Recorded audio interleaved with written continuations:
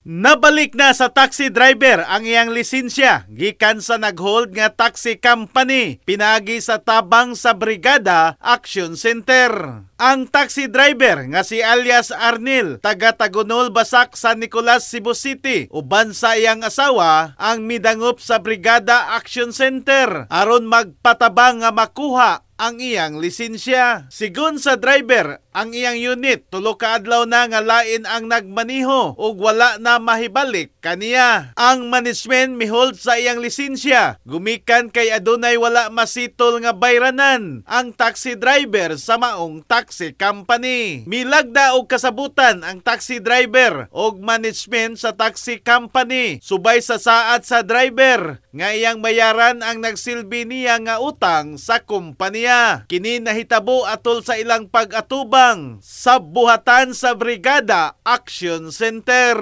In the heart of changing lives, ako si Brigada Alan Tangkawan sa 90.7 Brigada News FM Cebu, the Music and News Authority.